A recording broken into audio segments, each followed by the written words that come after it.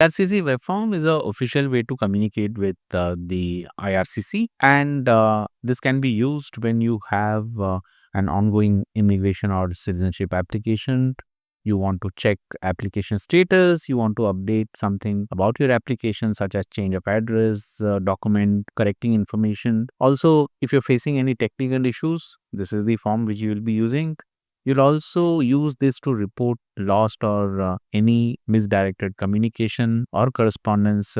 You didn't receive any expected letter, email, or decision, and also request urgent processing in case under specific compassionate or humanitarian ground. In case you want to seek any clarification, this is the form where you will ask and do that specific communication with IRCC regarding your file. This is not for new application. It is only for the inquiries related to application already submitted or issues with IRCC service. So just be aware of that.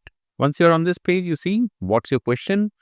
Travel documents, continue to form. Click here on continue to form. Enter first name, last name, your email address, confirm the email address, date of birth, and then you will tell about the question in detail. There is a limiting factor of 1500 words, which also include the spaces. So just be mindful of that. Once you fill in the detail and you click I have read and understood about disclaimer, review your question.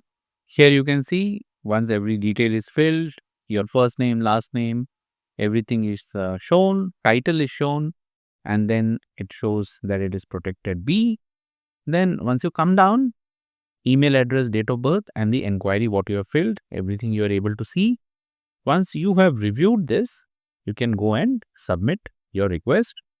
Once you submit, you will get notified that the submission has been made.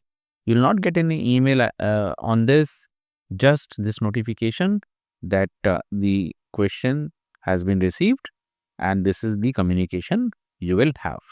Just wait for the response.